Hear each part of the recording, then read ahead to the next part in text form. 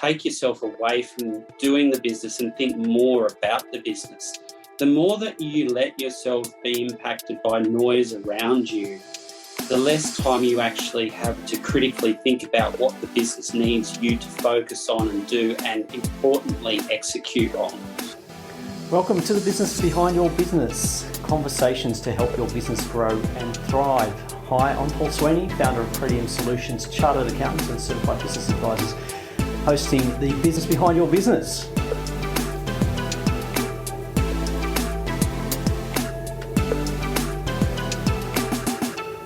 Welcome to the Business Behind Your Business, and we're still in a lockdown environment, or we're back in lockdown again, and we're going to be looking at a timely topic today and looking at the situation where your business might be struggling a bit, particularly because of the current situation and lockdown preventing you from trading. And can you or can you not get access to some government assistance during this time? So who best to talk to about this? Well, I think the answer there is Bruce Gleeson from Jones Partners. And Bruce, welcome back to the podcast. It's good to see you again. Yeah, thank you, Paul. Thank you for the invitation back. It's always good to be able to have these chats with you and be able to provide information to business owners, particularly in that family business or SME segment, which you and I have talked frequently about. I think what's interesting this time round, and there is certainly a sense of deja vu, but with the important impact, of course, that a lot of these family businesses haven't properly recovered from the first round of lockdowns during sort of 2020.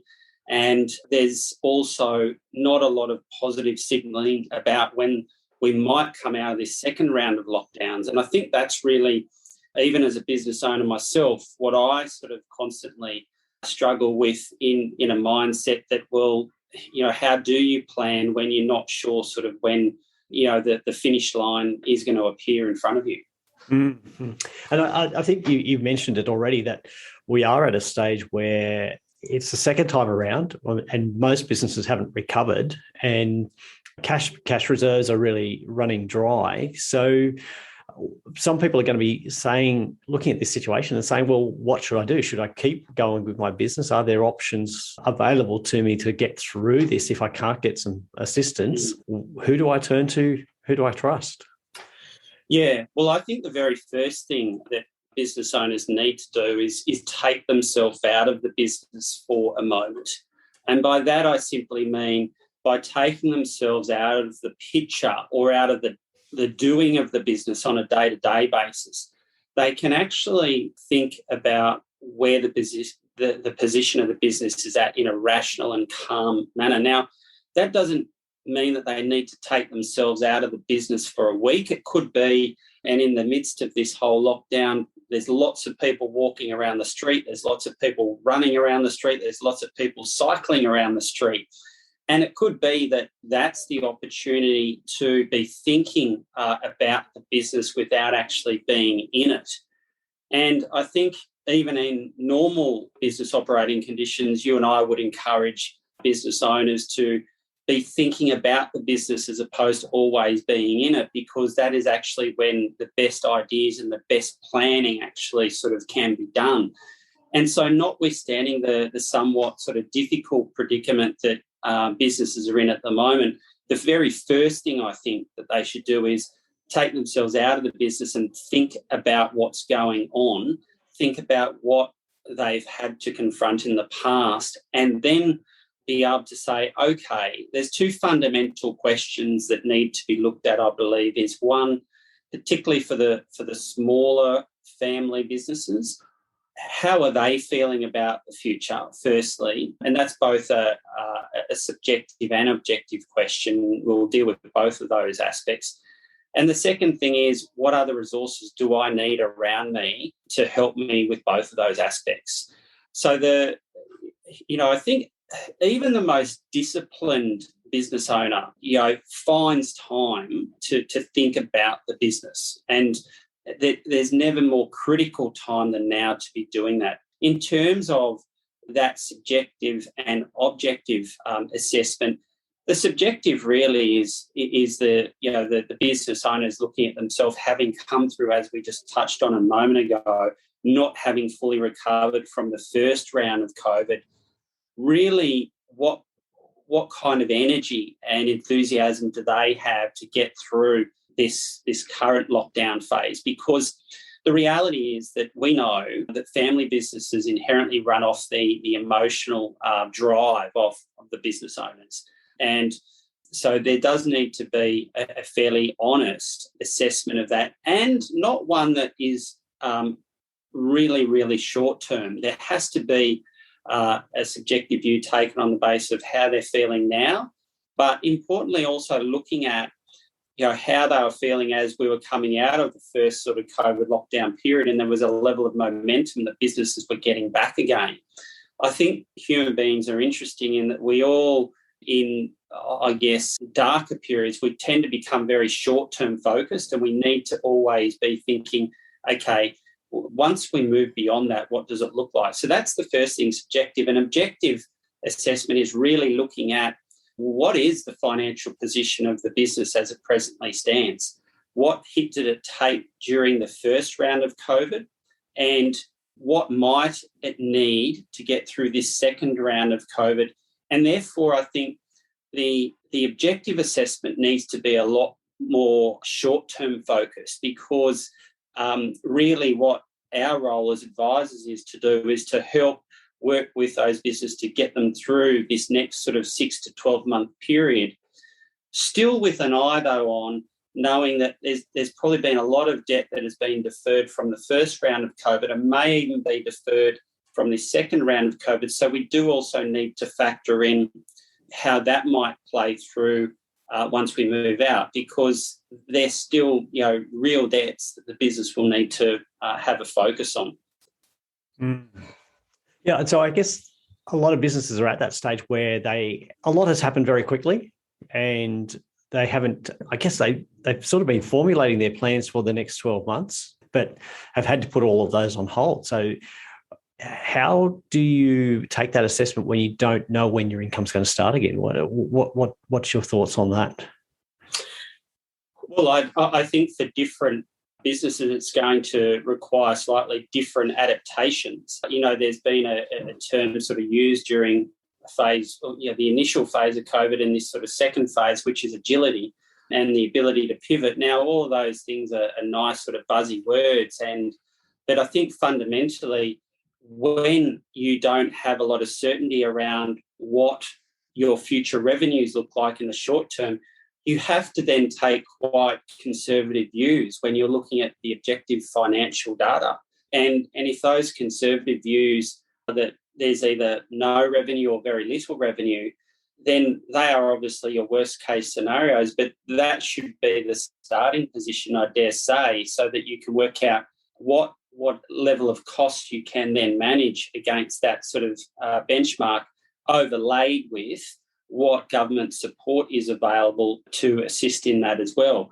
I think the thing is that, as we saw with the first round of COVID, there was so much information coming at business owners that it was enough to give them a migraine. And this current sort of lockdown, there's been a plethora of information thrown at them as well.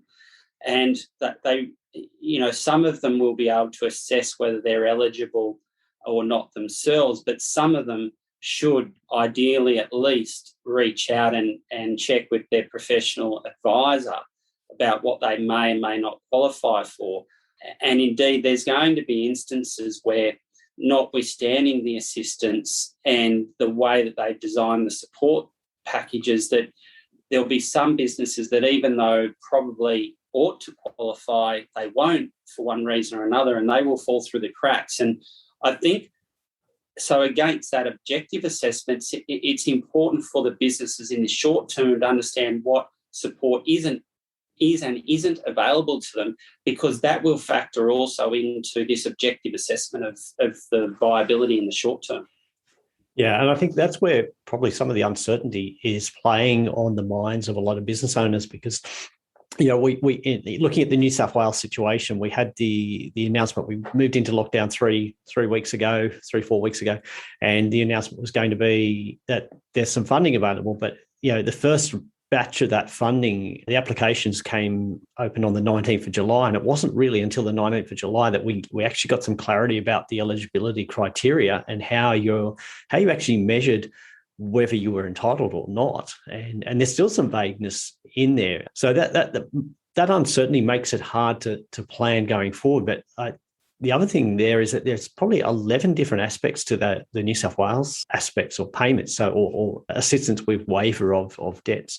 So there is a bit more to it than just that one cash grant. And also not knowing if the lockdown continues past the current date, what's going to be the situation? Is this funding going to continue? Is it going to still be available? Or if anybody missed out on the first batch, are they going to be eligible to make a claim going forward? So there's a lot of answers that haven't been given at this stage. And I think when we don't have answers or don't have clarity, it does make it hard to plan. Yeah, look, I think the thing is too, Paul, that a lot of the family businesses or SMEs don't have the same margin for error that bigger corporates or listed enterprises have. And that feeds into that point that you just made, that when there's a lack of clarity and those businesses don't have the same margin for error, the impact on these kinds of lockdowns and just a lack of clarity is more profound. And I think that's when we need to strip it back to the basics and say, okay, the objective assessment needs to be short-term. We need to make some fairly conservative assumptions about what revenues might do or might not do, and look at how then we can match and or minimise or otherwise, I guess, extend out our expense management side of the business. And I think to that extent, as I mentioned, is that the banks have introduced sort of a level of deferrals again. We know that the respective sort of state revenue departments have introduced sort of payroll tax deferrals, and I think, there's certainly the opportunity for payment arrangements to be entered with the ATO. And so I guess when we look at some of the bigger costs that a business might have on a regular basis, then I'd be looking at those kind of things to see how they can be sort of almost extended out in the short term as a way of serving as a bridge to get the business to the other side and out of lockdown. But that importantly goes back to that subjective assessment that I mentioned earlier as well, that the business owners have got to see that there's enough light at the end of the tunnel so that they have the petrol in the tank to get to the other side of the bridge as well. But with that margin for error being a lot less, then I think the next obvious point that stands out is that there's got to be some early intervention taken by the business owners, and they have to know that they don't have to do all this alone. They don't have to try and work out if they're eligible for all these types of assistance that are there.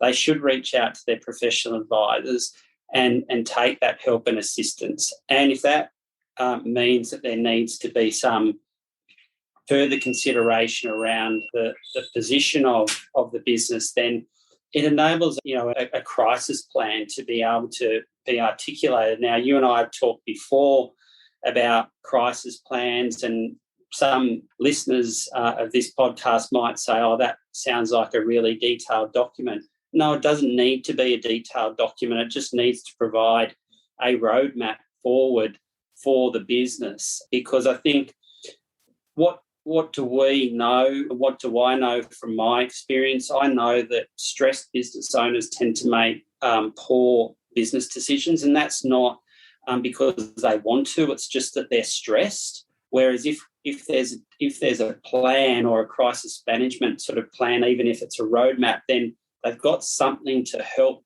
them navigate through the process, and so they're not making poor decision upon poor decision, which then compounds itself. Mm.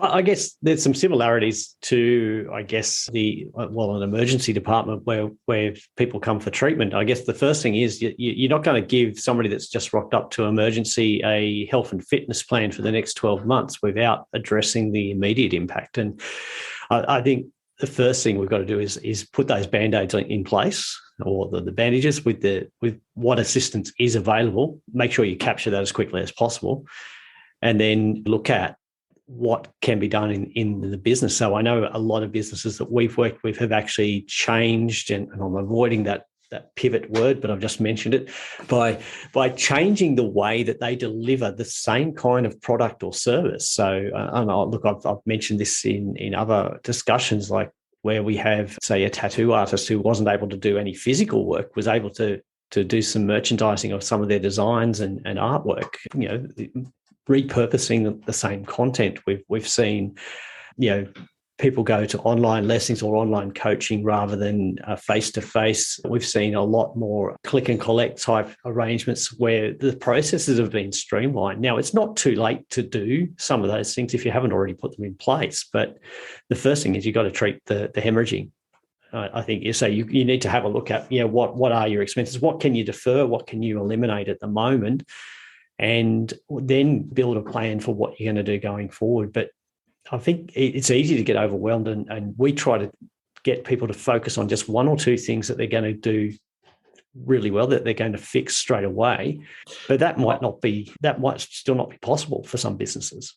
No, it may not, Paul, but I think the key message, I'm a keen reader of a lot of sort of investment books, and one of the things I've taken from that over the past few years is this constant message where it says turn down the noise around you. And it's the messaging is that at the moment there's so much information sort of coming at sort of business owners in terms of what the daily infection rates are and what this lockdown is going to mean and do. And I simply say to some of the business owners at the moment, try and turn down the noise a little bit so that you can actually then, as I said earlier, take yourself away from doing the business and think more about the business.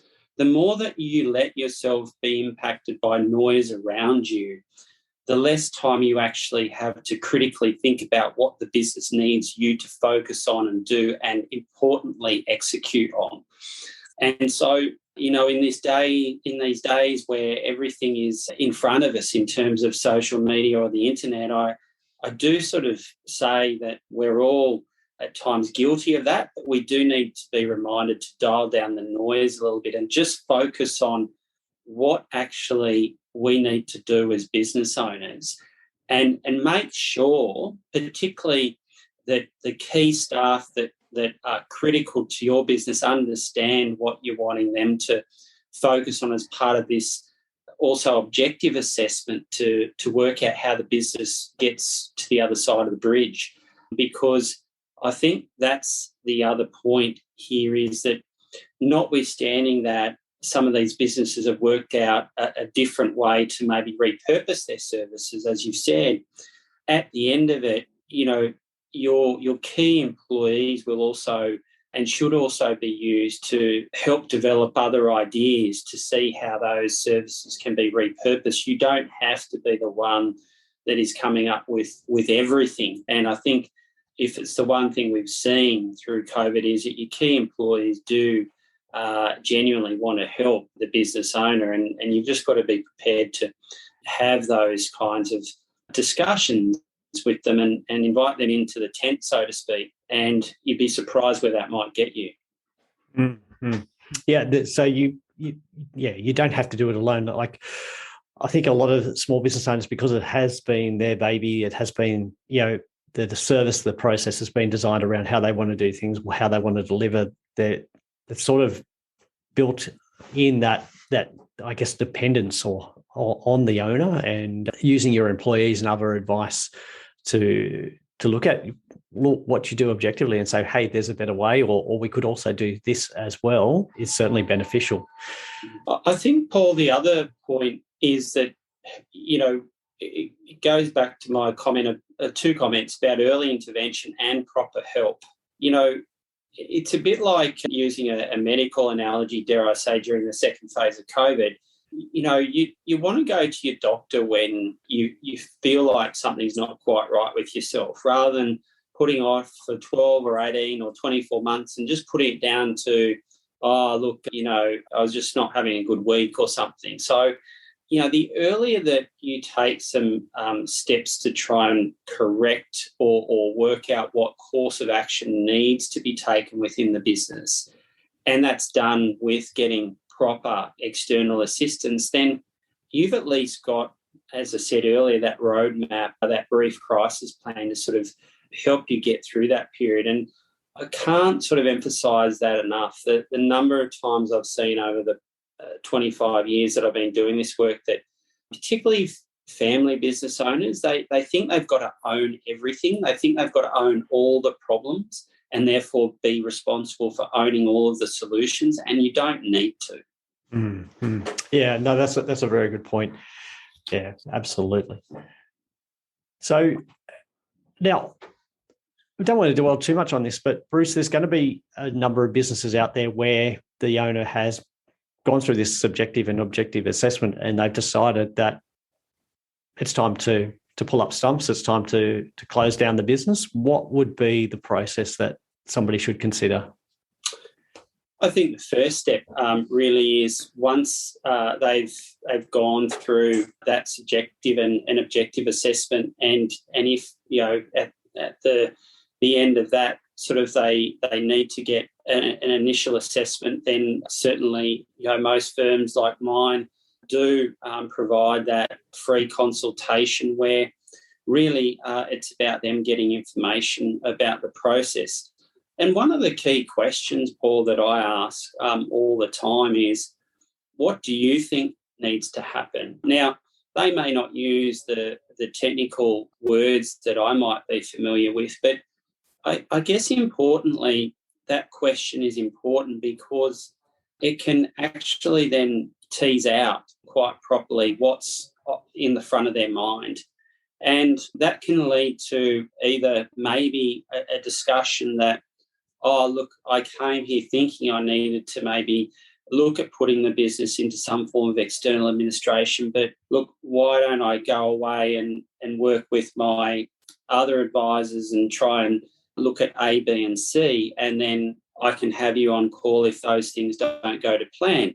There might be other circumstances where, it does sort of then lead to more of an urgent sort of need to do something about the business. But I think that's the most important question I always like to ask, because that to me is about getting into the mindset of the person and understanding sort of what's holding them sort of back or keeping them up late at night.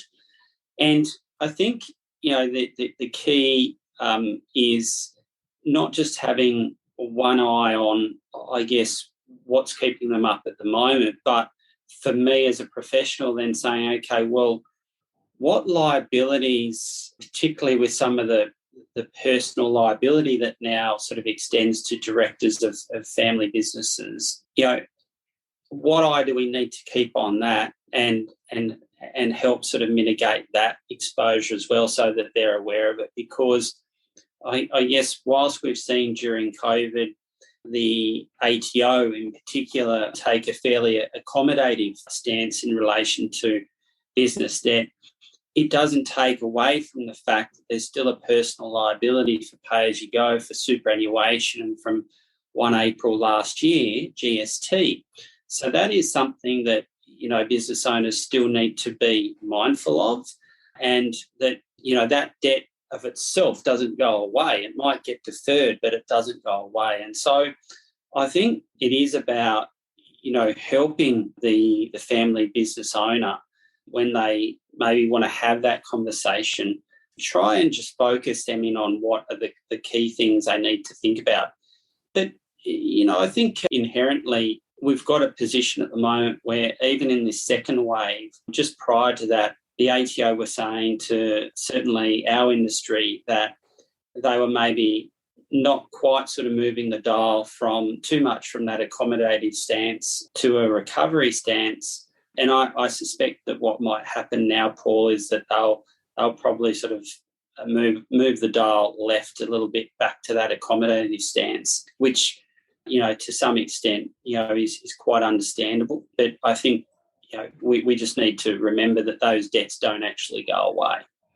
Yeah. So they will be there. So summing up, I think, Bruce, what would be the key points for anybody at this situation? I think the key points are you don't need to work out all these problems alone. You do need to try and seek some early intervention and get some proper help. And in doing so, the message should not be lost that what's important for the business owner is look after their own mental health. We've heard and read a lot about it during the first round of COVID and again in the second round. I would say outside of any pandemic that looking after one's mental health is still paramount. But certainly this second sort of lockdown, I think, is a really big test for the way business owners sort of respond. And I think, it is very much with that in mind. So, but you can't get there. You can't get there if all you're going to be doing is being constantly doing the business instead of thinking about what the business needs are. And I think that's the most critical message for me. I mean, any business needs that strategic and critical thinking, and it's now more important than ever. Oh, great. So some really good advice and some sensible advice without the panic, which is nice to hear because we're hearing a lot of panic. We're hearing a lot of stress at the moment. I don't think, the panic, as I said earlier, we don't make sort of good decisions when we're in a stressed and or panicked situation. And I think, for different businesses, there will be different solutions as well, Paul. We know that the financiers are fairly accommodating at the moment. We talked a few moments ago about the position of some of the statutory bodies like the ATO and others. But I think fundamentally, we still need to look at the short-term impact on the business and really strip that back and be quite conservative about the revenue sort of position and look at how the costs, if they can be managed, can mean that the business can get across to the other side. I mean, this pandemic is not sparing any particular industry. And I think the cautionary note that I just sort of raise at the moment is that what we saw during the first round of COVID with a lot of the government measures that were introduced, we actually saw insolvency appointments drop by, on average, about 50%. Now, people listening to this might say, well, that's only fair, and I personally don't have a big problem with that. But what I actually say as a cautionary tale is that now that we're in the second phase of COVID, for businesses that are also trading with other businesses, be aware that there may be other businesses out there that aren't in a very healthy position. So if you're banking on their revenue or for them to pay your invoice, when you're looking at your objective assessment and stripping back the numbers, really look at, the mix of your clients and whether or not there's any issues around the ability of those clients to pay as well. Yeah, so we need to be mindful of who we're doing business with and where our revenue is coming from. So there's some great things that you've given us to think about there, Bruce, and some action plan to put in place. And look, if people do want to get in touch with you or with your business, with Jones Partners, what's the best way for them to make contact? The best way is for them just to either Google my name, search me up on LinkedIn, and you can message me via LinkedIn. My contact details are there, or you can get in touch with me at Jones Partners, and more than happy to have a chat to you over the phone or via Zoom or Teams, or one day soon in person as well. So, look, there's many different ways. And I think, the final point there is that, it's hard initially to reach out and ask for help, but there are many advisors out there that are prepared to offer help, particularly during times like this. So I'm happy to be of assistance in that way. Great. Thanks, Bruce. Look, we'll put the links to Bruce's contact details in the show notes, so make sure you have a look at those. And feel free to make contact with Bruce and his team, and they'll give you some great advice. So thank you again, Bruce, for joining us on the Business Behind Your Business. It's been a different environment to the last time we spoke, but hopefully we're on the way out and we can see some positive steps and some positive future for our businesses. Yeah, Paul, I think, as I said, we can sometimes get locked into short-termism, and, we ought to always just think and remind ourselves that, share markets tend to look forward and cast their shadow forward, and I think that's the way we ought to be looking at things as well, is looking forward and not look at it just as though it's right in front of our face. Thanks for listening. Do you have a question you'd like our team of experts to answer? If you do, send your question to podcast@thebusinessbehindyourbusiness.com. To hear more from The Business Behind Your Business, don't forget to subscribe using your favourite podcast player, or you can visit the businessbehindyourbusiness.com website.